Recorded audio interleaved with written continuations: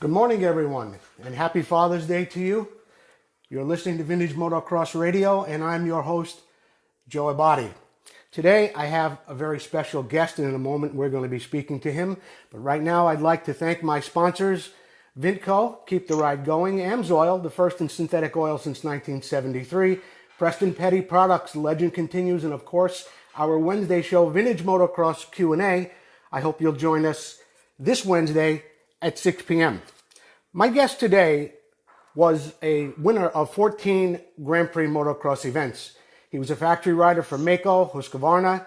In 1975 and 1977, he finished in third place. In 1976 and 79, he finished second. He is known as the King of Carlsbad. My guest this morning, it's a pleasure to have Gerrit Wolsink. Gerrit, are you there? Yes, I'm hanging in there. That's what I like to hear. Willkommen en danke dass Sie hier sind, Herr Wolsink. Okay, danke. Viele Grüße. Gerrit, so once again, thank you for being here, and let's get right into the early part of your career. You began in 1970 to race Grand Prix, and you were on a Mako, but tell me about your love for motorcycles and how you got interested in them early in your life.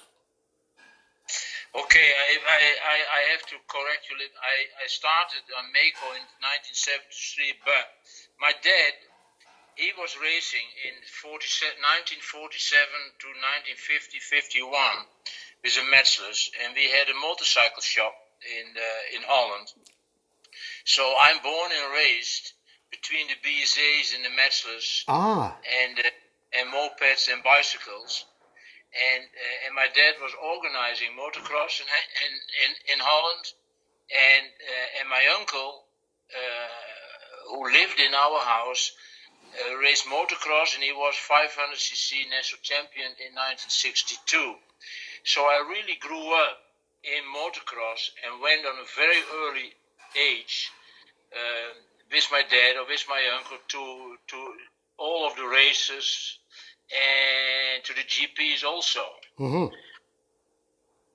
So I just go on in my story, because then I think I was like 7 or 8 years, and then you want to ask me my amateur time when I started racing, and first we built mopeds, 50cc mopeds. Yes. We built, like all the guys do, built motocross bikes from the mopeds, and raced 50cc when I was 10, 11 years old, and I was very successful in the local races, and you can believe it or not, but I even raced as a 13, 14-year-old guy on a BSA Gold Star. Really? And in 1965, I even competed, still on an amateur level. Mm-hmm. On uncle, he had a 4-stroke Husqvarna 500cc, the ones that Bill Nilsson and Rolf Tiblin used to ride. Yes. He had one like that too, and I competed 2 or 3 motocross races with a 4-stroke Husqvarna. So that's why my love for 4-strokes has always been I always loved the 4-strokes. Yeah. Well, so with the 500cc class, you were only 14 years old racing against other kids, or were there adults in those races, and where was that? Yeah, there were adults. I was the youngest one, but Mm-hmm. there were like the local races on local, what we have, those festivals, and and they organized, we call them, amateur races, it's not officially, and things like that. So, Yes. So that's how I started and got a feeling. But a funny part also was, or funny, I don't know, I always won. Ah. I was always winning races.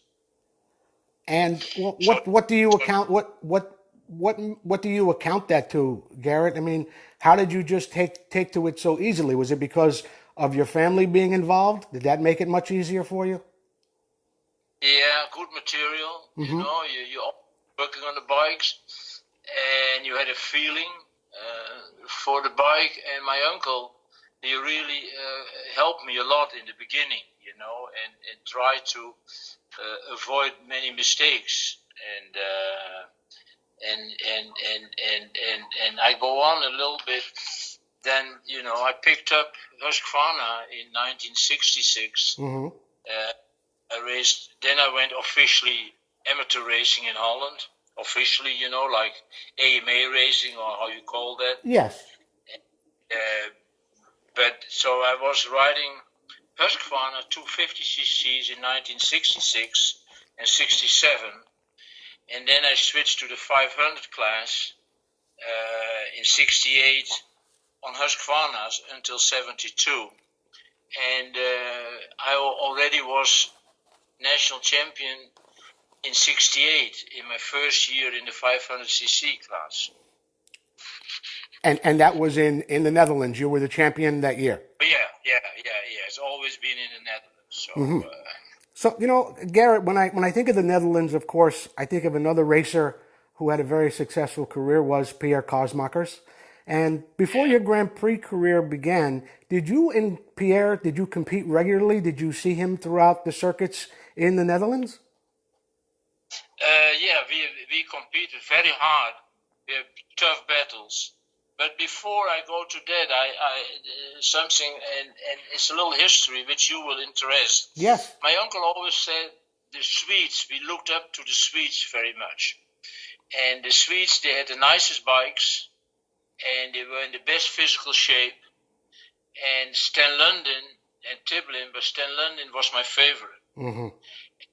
And so I was always looking to the Swedes how they did it. And you remember that Husqvarna had a training program. Yes. Training schools, motocross schools. Yes.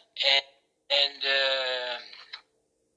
because about I don't correct you, but it's the study. The thing was that Husqvarna sponsored me by the Dutch importer and by the factory, by Broyer Rain. Does that name recall something with you, Broyer Rain? Not really, Gerrit. I have to admit it does not ring a bell, but tell us about him. He was the manager. He was the technical manager. He was the guy behind the Husqvarnas. Okay. Aberg, Kring, he was the hotshot from Husqvarna. Yeah, on Kring, I remember that name, yes. And he said to me, I will sponsor you as long as you finish your education. Mm-hmm. As a dentist. Yes. Well. And that was at the end of 72. That was actually one of my next questions, because it appears so many times in so many magazines over the years that you were a dentist, and in my research I discovered that you were actually a periodontist. And your racing career, I often wondered, how did you find time to complete your education? And I wanted to know more about that. That was, when I started going full professional motocross in 1973, yes, with Mexico, then I was a fully licensed dentist. I was finished my education, and I got a chance by Husqvarna to finish my education and get sponsored by them. And that's how I combined, and it was a very hard life, to study, to train, to race. Yes. And what I learned from that is that I was very efficient in my daily routine, and I still benefit from that. I'm a very time organized person all the time, and it's from those days.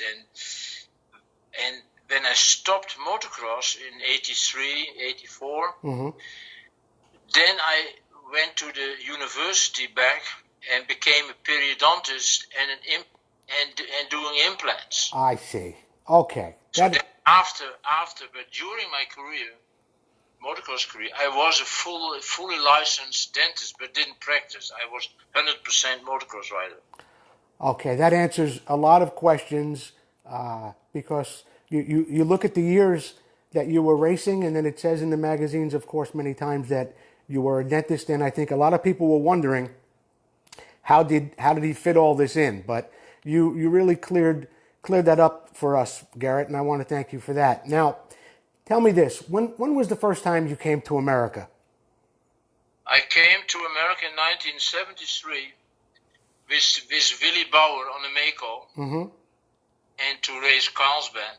Willy won and I was second. And then we came back for the Trans Am in the Trans Am series in 1973. So that's what that was my Mako year. And beginning in 74, of course, you began to spend a lot more time in America due to the U.S. Grand Prix, the Canadian Grand Prix, and of course the Trans Am Series.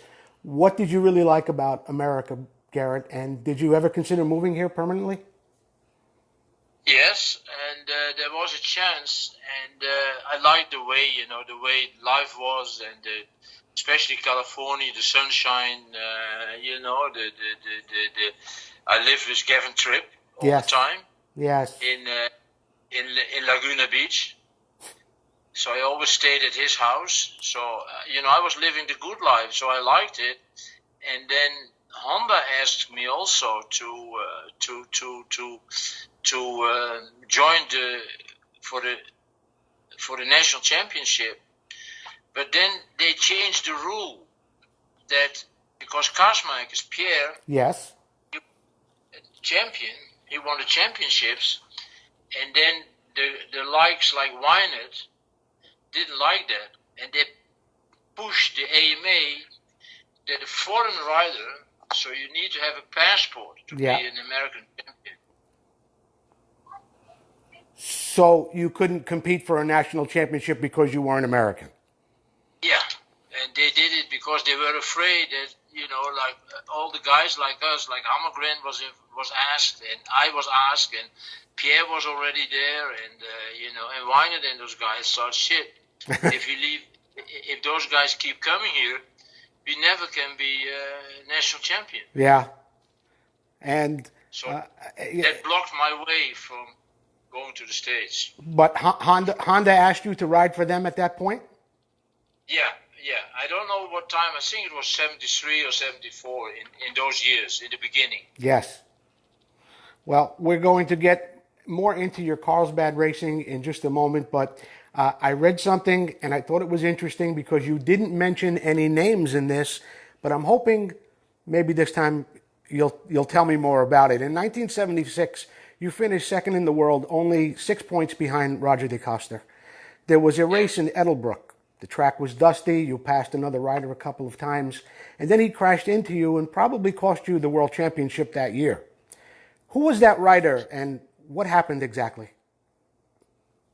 The tracks in those days, especially Ettelbrook and those tracks, they were very dusty, very narrow, dusty, watered on the wrong places, and I was really fast, but the guy who took the start 2 times was Van Veldhoven. Oh, okay. And Jacques Van Veldhoven. And his KTM was faster than our Suzuki's on the straight, so it was difficult to pass him.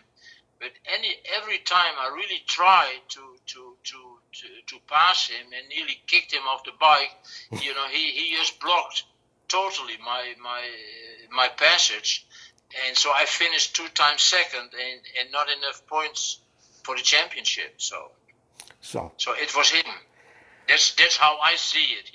He denies it, but he was not helpful because Roger didn't finish the first heat, and if I had won the 2 heats, I would have been world champion. Yeah, because it was only a 6-point difference.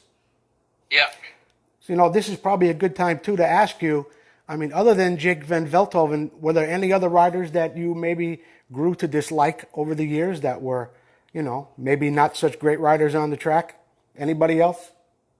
Oh, what you mean by? Well, maybe they were dirty. Maybe they blocked you on the track, or the same situation like you had with Van Veldhoven. Oh, in the early days we had the East German riders, the Paul Friedrich. You remember Paul Friedrich? Paul Friedrich, sure, CZ rider. Yeah, he was world champion, and he had a secondant. He had a backup rider, was Heinz Hopper, and Heinz blocked everybody. You know, Heinz had a bad start and waited for when Paul came by. You know, and then blocked all the other riders, and he was a big East German tank, and he blocked it, but I have not, but this Ettelbruck was the only situation that I really had a problem with a rider. All the other times we never ran into these problems. Well, yeah. Because if a rider, if a championship gets to the final stage, then the riders don't interfere with the candidates for the title. You understand what I mean? No, I do understand. I do understand what you mean. It makes me think of the Falta situation in the 250 World Championship. But but yes, of course I understand what you mean. So now, Gerrit, in '74, you began racing for Suzuki. You finished. Yes. You finished third in 1975 and in '77. You finished second in '76 and '79. Do you feel the equipment they were giving you was equivalent to what Roger was getting at the time? And were you and Roger training together as well? What was that period like? Because you were always so close with Roger, and 2 times with second place and 2 times with third. Did the equipment have anything to do with it? And tell me more about the training. No, we never trained together. We tested in Japan together, but like 2 or 3 weeks. But Suzuki, they set up the bikes, they built the bikes, they used the basic same bike, but I had it, but it was custom made. Is that a good answer? Yes, a factory works bike, sure. Yeah, the footrest was on a different position, seats were different, handlebars were different, but engine-wise, mostly we did testing. We always, I mean, in those days, those works bikes, it's like Formula One now, you know. We had updates. Yes. Every time we had updates. Every month, Suzuki came with updates. And of course, sometimes Roger asked for updates, which he tested.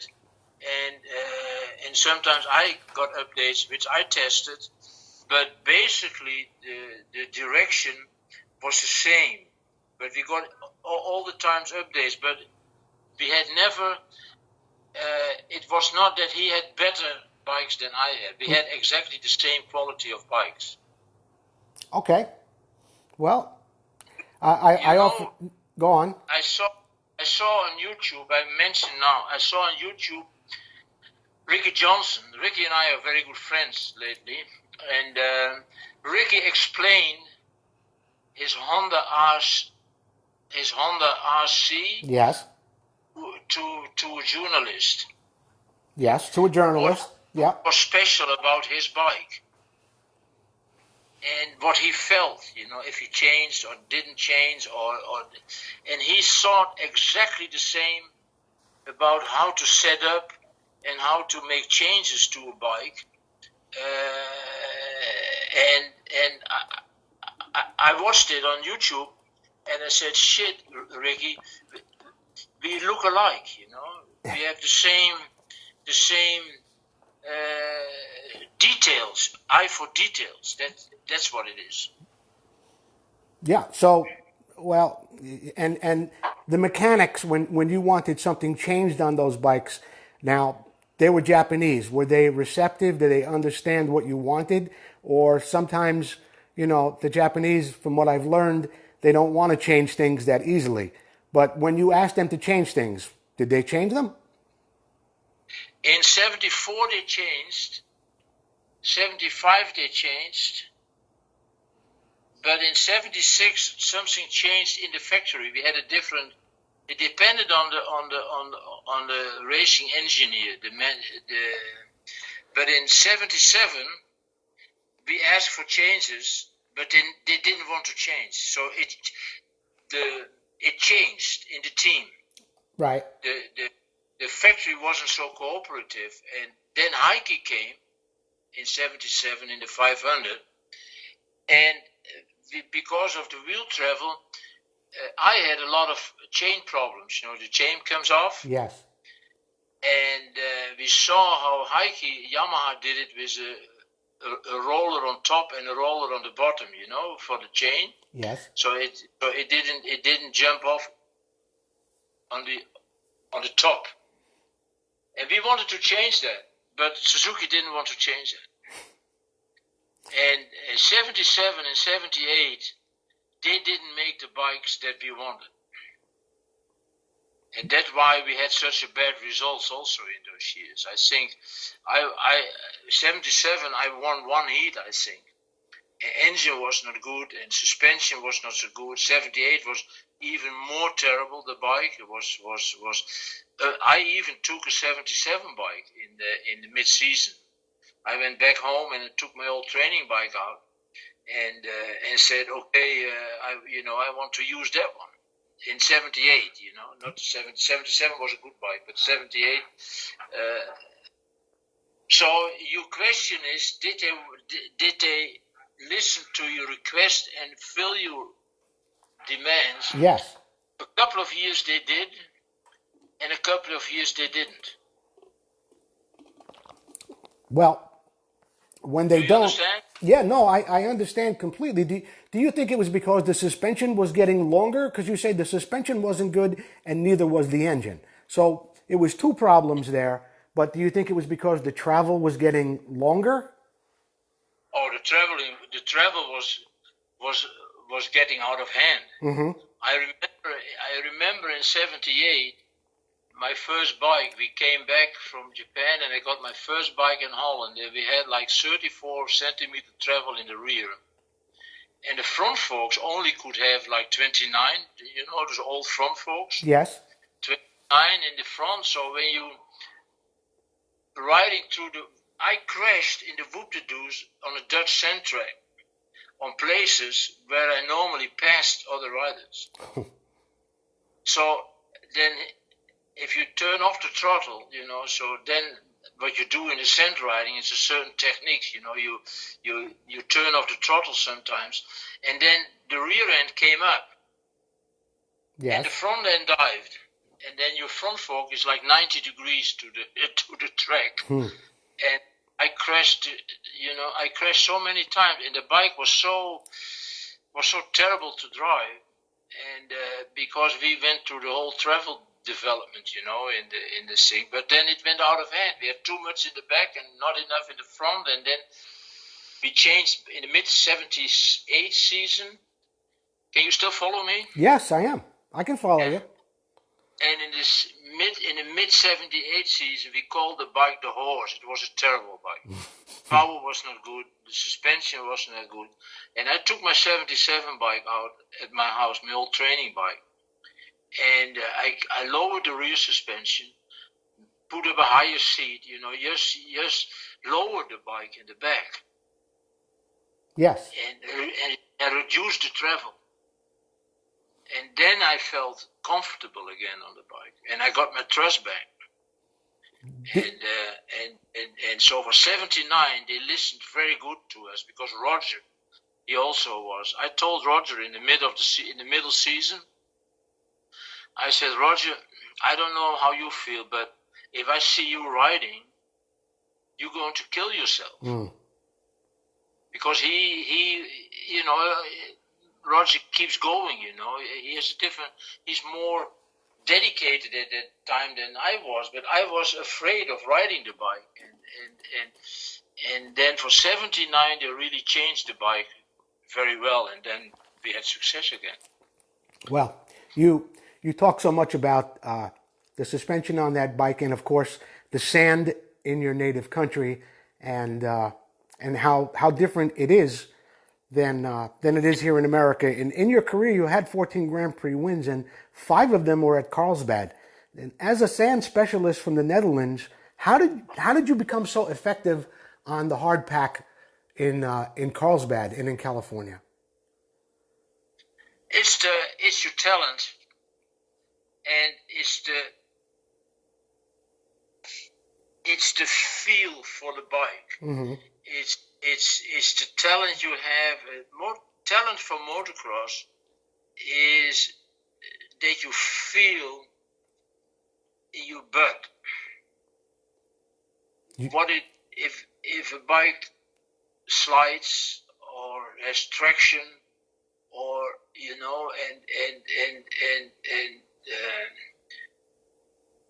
that's what motocross makes so difficult. That one time you have to ride and turn on traction.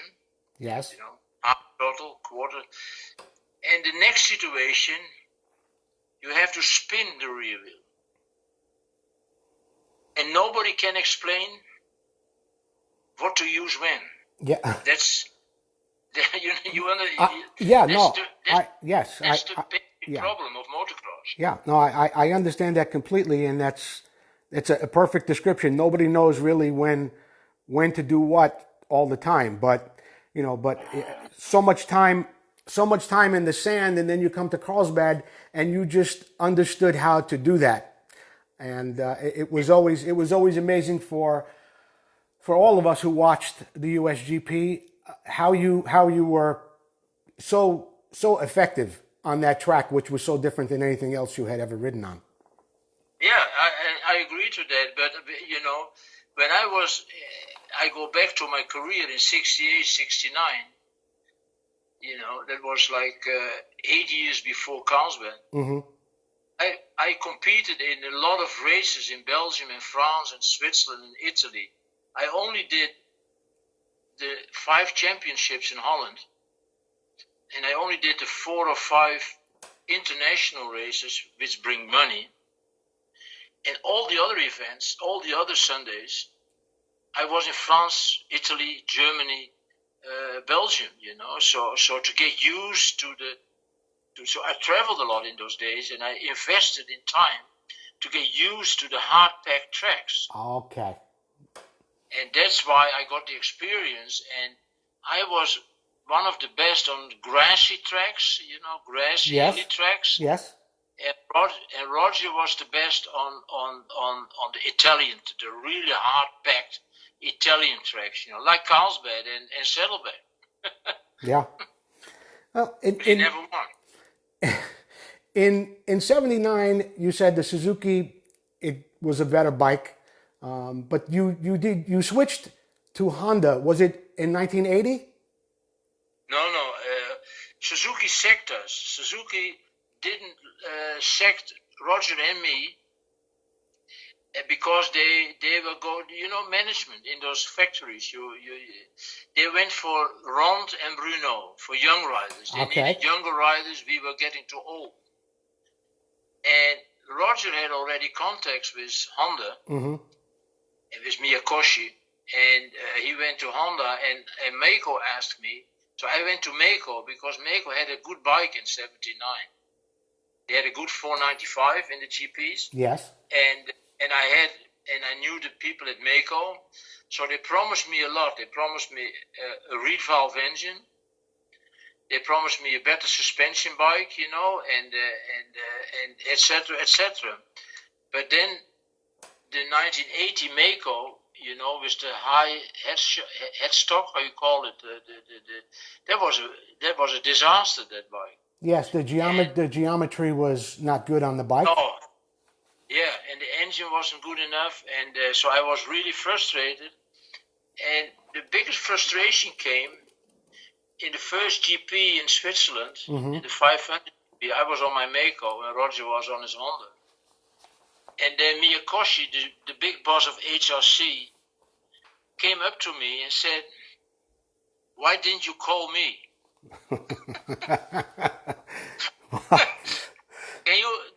Can you imagine how you feel then? You're struggling with a Meiko who didn't handle. Yes. And then the big boss of Honda, the biggest boss of Honda, Miyakoshi, was a good friend of Roger, asked me, he said, why didn't you call me or let Honda Holland call me? I said, I never thought about that. Ah. So then he said, okay. And then in 81, I went back to Honda. Through the Dutch importer with the support from HRC. We're going to be talking a little bit more about that in just a moment, but I have a question here for you, Gerrit. By 1972, Brad Lackey was on the hunt for a world championship, and I often wondered, when you came to America by 1976, riders were starting to get faster. A few of them had 2 national championships already: Jimmy Weinert, Tony DeStefano, Marty Smith. Did you look at any of those riders, and did any of them catch your eye to where you thought to yourself, maybe one of them could be world champion someday? Aside from Brad Lackey, not talking about Brad, but other American riders by 76.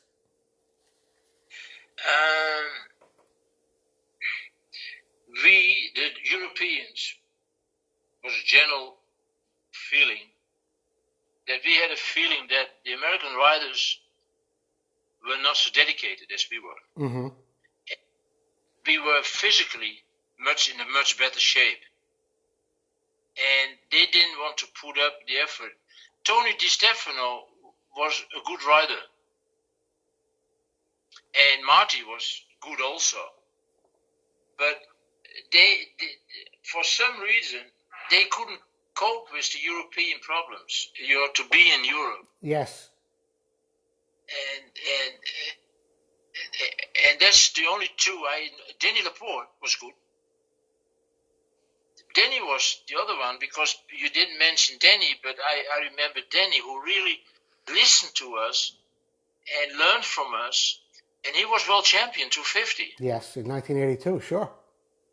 Yeah, and Denny really wanted, like Brad did, really to try to cope with the European systems, because when you're from the States and you go to Europe and you have 10 different currencies and 20 different kinds of food and no Holiday Inns and no McDonald's. Yeah. And, and it's a culture shock.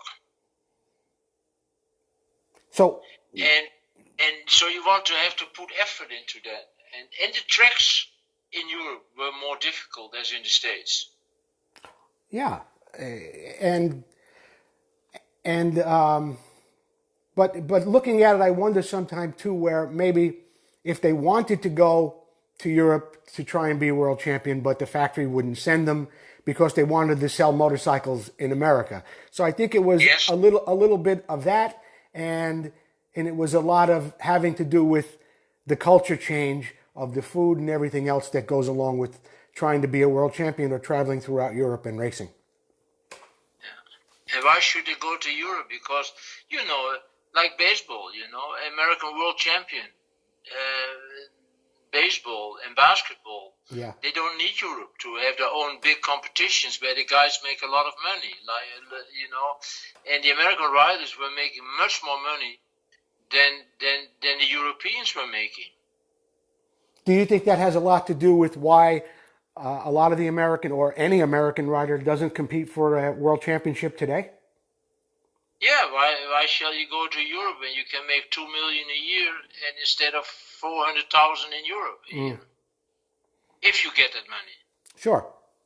Do you think any of the riders here today, I don't know if you watch Supercross or regular motocross here in America, but do you think there's a rider out there today that has the ability to be a world champion? I think Tomac is very good. Yes. And Roxon is very good. Okay. And I watched that young kid in Anaheim in the 250. In the Motor 2, or how you call it, there's two brothers on the Hondas. The two brothers on the Hondas. On the Geico Hondas, the 250. Oh, the Martins. Yeah. Alex and Jeremy they, Martin. yeah, they impressed me by their riding style, but stadium motocross, it's you cannot you cannot use that as a how you call it as a measurement tool for the GPs. No, I don't believe you can. So let me. Although the track in Europe are changing drastically, and they start looking more and more like American tracks. Will you watch the Supercross today, Gerrit? No, I sometimes I watch it, but it's not.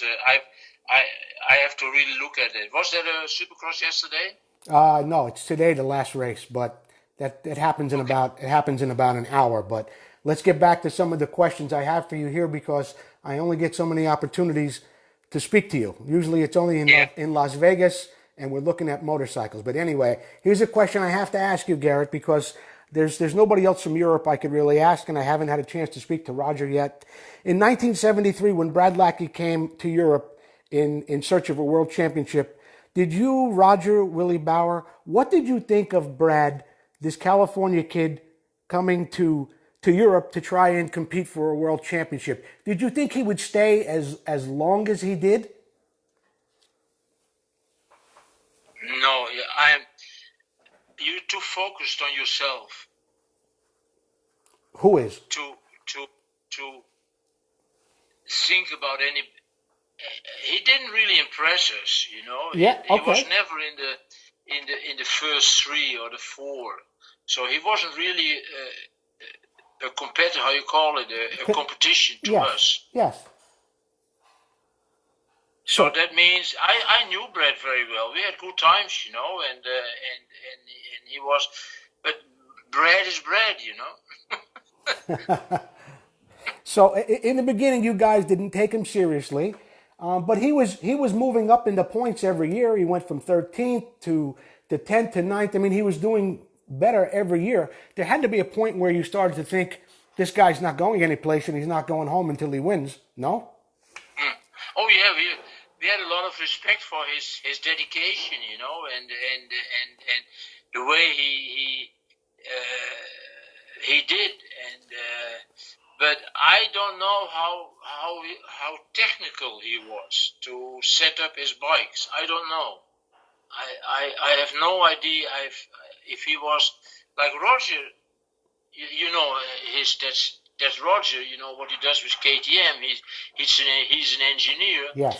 and I built my own bikes when I was younger, and I had a very good knowledge about how to set up the bikes or how to change the bike or to set the direction of development. You know, and I don't think Brad had enough knowledge about that. That's my feeling. And then, you know, I guess it was a learning experience throughout the suspension era too. So Yeah. So there had to be some trial and error, and he didn't get a lot of support in the beginning from CZ or Kawasaki. So, but that changed, and eventually he did go on. He did go on to win. So, earlier in the conversation, Gerrit, you mentioned to me that the '77 Suzuki was one of your favorite bikes. Mako, there was a story I remember about Mako giving you a bike, or it was supposed to be a factory bike, and then when you got to the race, they didn't give you the same bike that you thought you were going to receive. Yeah. What That race? was true. Yeah, what happened with that exactly? I didn't have a mechanic.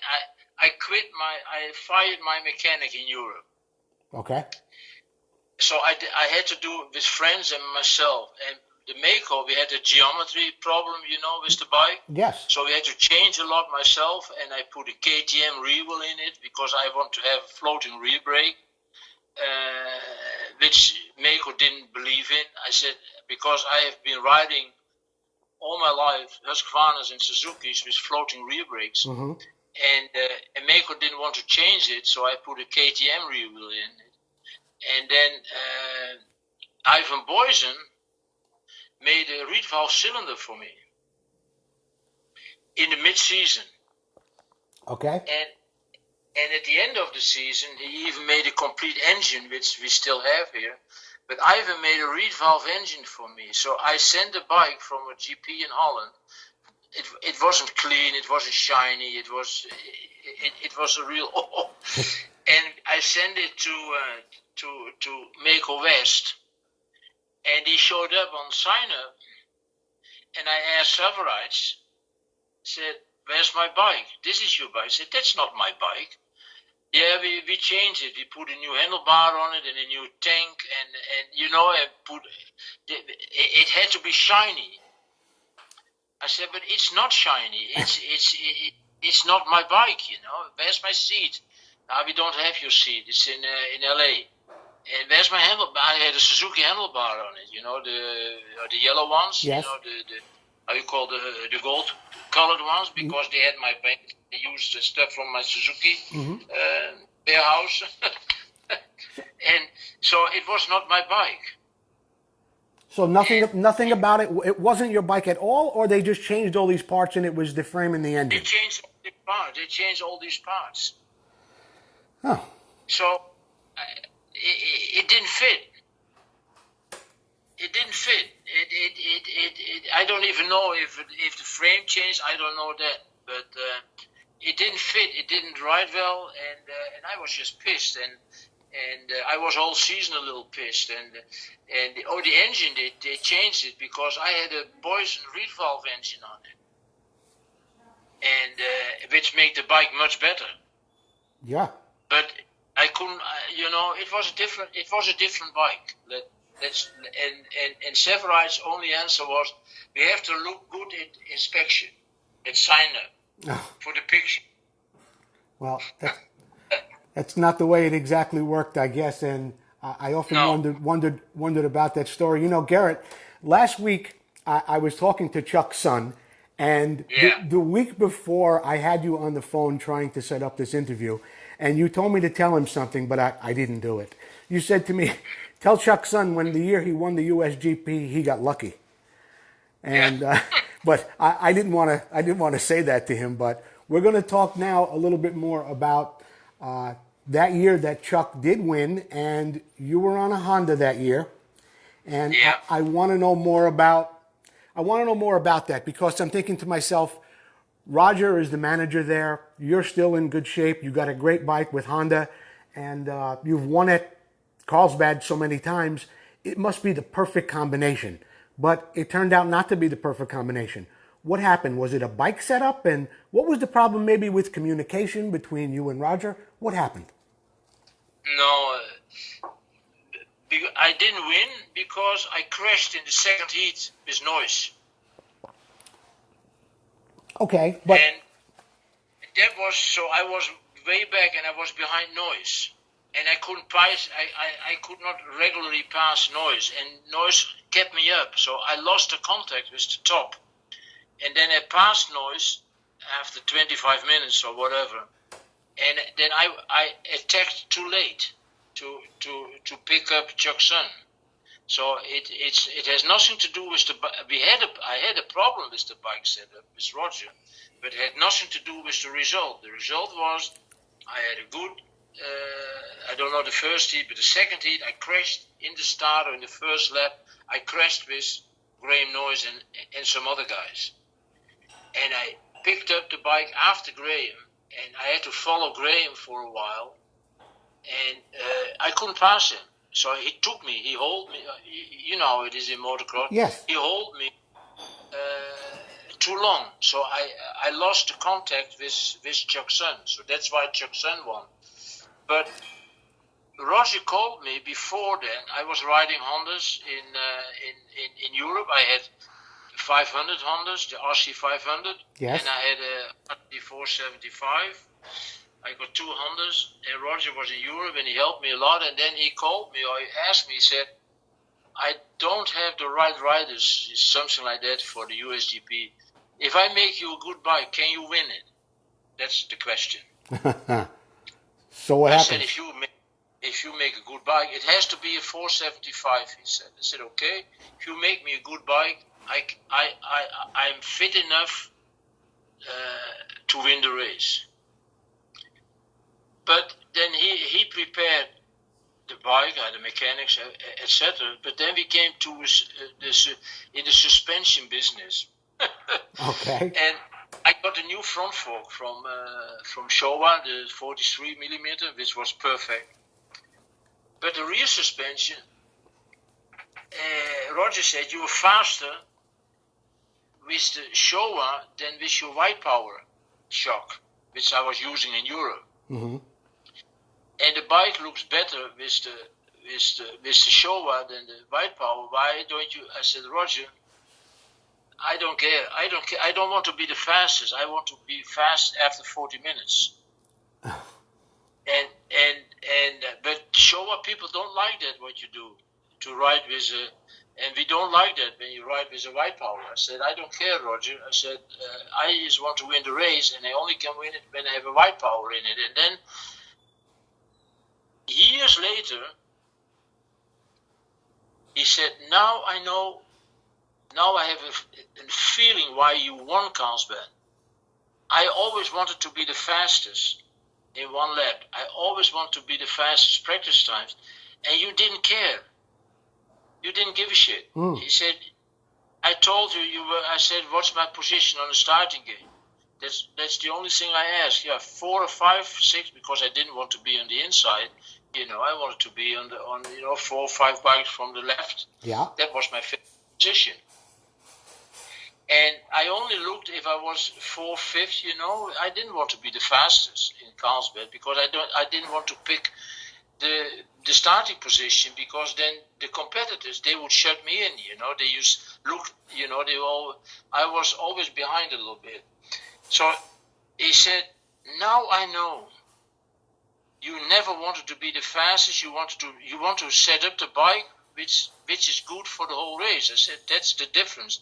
He said, maybe that's the reason why you won it all the time, and I fucked up.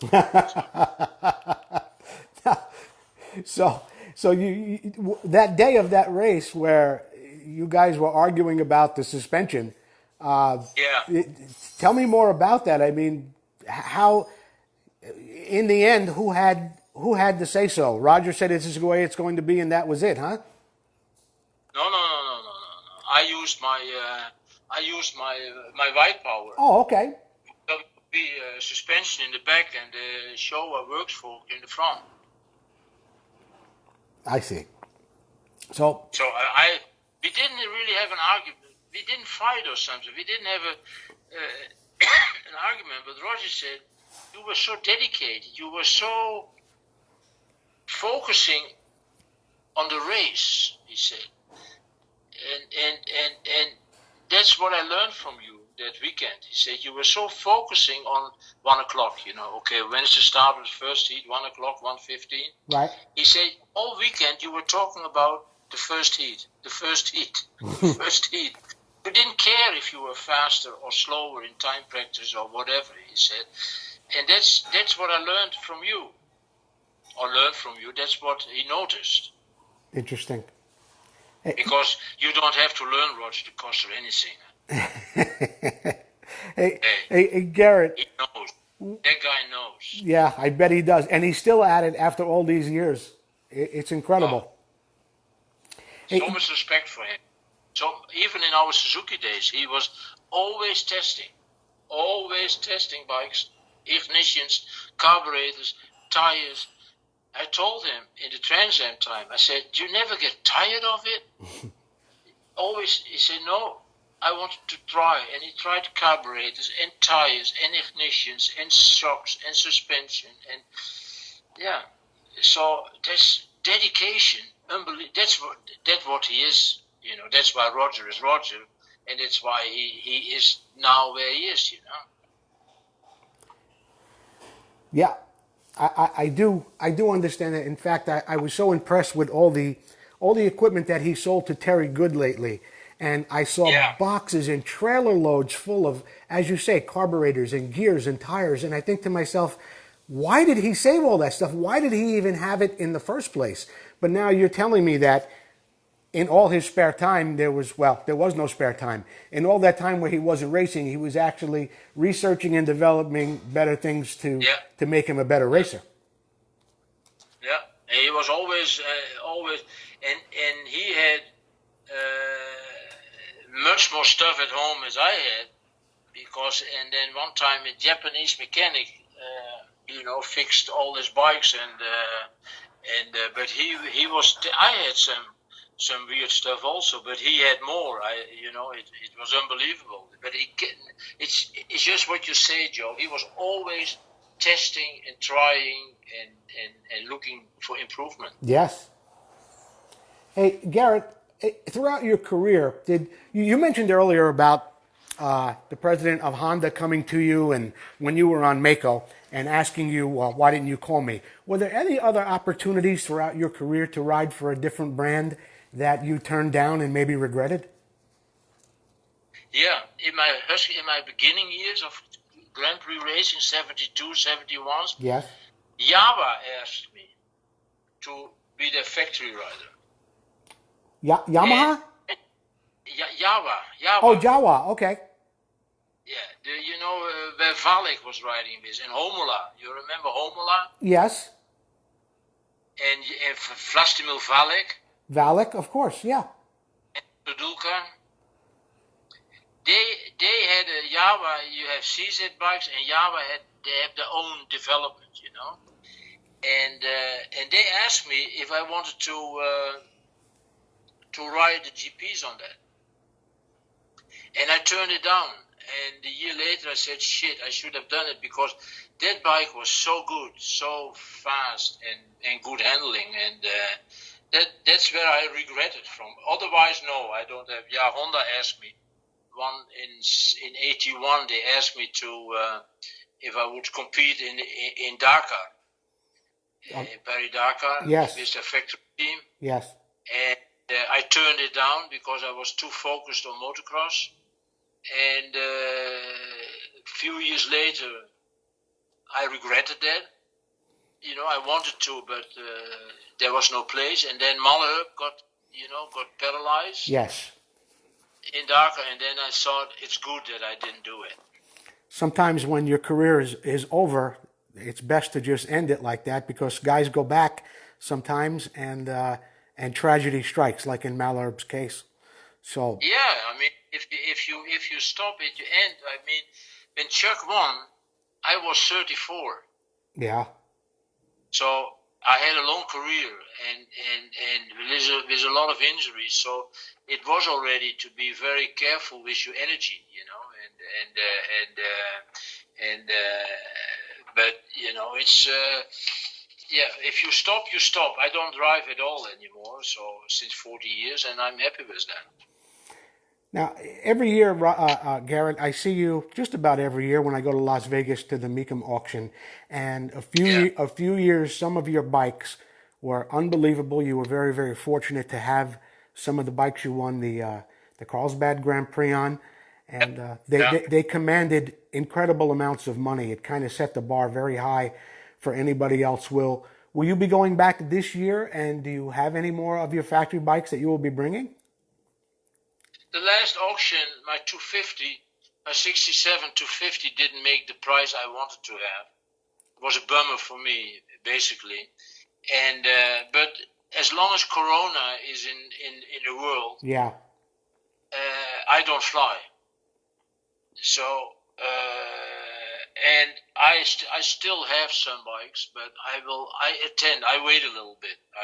I don't have so much time left, but as long as Corona is in the air, you're going to stay home. You won't see me in Mecum.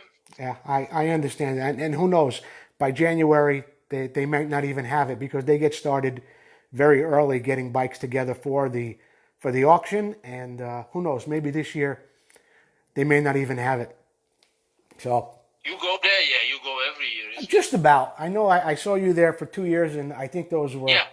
And that was... those are good times. I enjoy going and seeing people and seeing the prices of the bike. So what is the market like in Holland for vintage motorcycles? Is there a big market there, and there are a lot of vintage racing? No, No, huh? no. Motocross bikes, Elsinores 125s, the red ones, Yeah. they do like €5,000, which is like $7,000, $6,000. Yes. And Makos, they all like three. My friend, Martin Schalkwijk, who restored the BSA's. I know the name. Yes.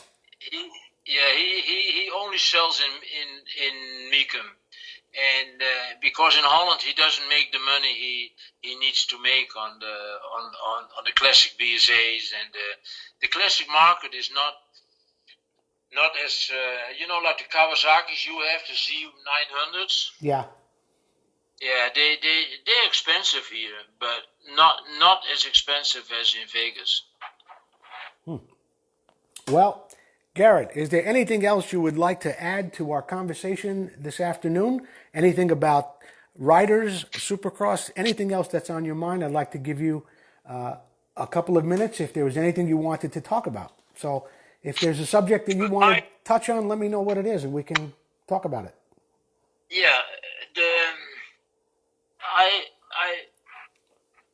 I did motocross. I'm of the breed with Roger and the breed of like the Tiblins and the Londons and the Kentelines and you had to be a really good mechanic to ride motocross in our days. Yes. And we were like Arke Johnson, and Adolf Weil. Just mention all those guys. Dave Nickel. So I'm glad I did motocross. I think in the most exciting time of motocross. Mm-hmm. We went from I used to ride some 4-stroke motocross bikes, but let's just talk about the 2-strokes. I went from 8 centimeter travel in the back and 10 in the front, and piston port engines and Bosch flywheel with contact points. I went to 30 centimeter of travel to monoshock, to reed valve, exhaust valve, electronic ignition, Yeah. And so the whole development where the motocross bikes is now and where I came from, that 20 years, I was competing and I was riding in it, in the technical side of it. That's why we have a connection, because we are technically interested in the bikes. Yeah. That's why we have a connection at Meekum, So we see, and I think I've been part of the nicest time in motocross of the century. I would agree. It was the best time of development and riders, and as you said, the dedication that you just don't see anymore. So there's No. And Robert, Caboose, Roger, and me, we were part of a Suzuki factory team, a Japanese-run factory team. That means that things were made in Japan. Magnesium petcocks, the throttle grip, was magnesium. Yes. You know what I mean? The spokes we used, the nipples were titanium. He just mentioned things, They just went to the max to make works bikes with works mechanics, with Japanese engineers and Japanese mechanics who supported it for 6 years, and that people forget. I think Roger does the same with KTM now. I mean, they developed the stuff down in California. They develop all the stuff. They make all the stuff. So he knows how to do it. But that's the nicest era we have, And I'm proud and privileged to be part of that. And Gerrit, I am proud and privileged that you took the time to speak to me today, and I want to thank you so much. And maybe when things clear up, you will come back to Mecum or to California, and we'll get to see each other again. Okay. Gerrit Wolsink, thank you so much. Okay, Joe, it was a pleasure to speak to my fans in the States. Thank you again, Gerrit. Enjoy the rest of your day.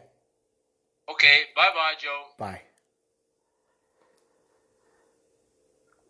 The King of Carlsbad, Gerrit Wolsink, was my guest today. I want to thank Gerrit again. I want to thank everyone for listening. And if I didn't wish everyone a happy Father's Day a little bit earlier, I'd like to do that now. This show, of course, today was brought to you by Vintco, Keep the Ride Going, Amsoil, the first in synthetic oil since 1973, Pest and Pretty Products. The legend continues, and of course, please remember to watch my show on Wednesday night, Vintage Motocross Q&A. That will be live at 6 p.m. Pacific Standard Time. And at that time, I should have an announcement for you for my guest for next week. Right now, I want to wish everyone else a great day. Enjoy it. This is Joe Abadi for Vintage Motocross Radio. We'll speak to you soon.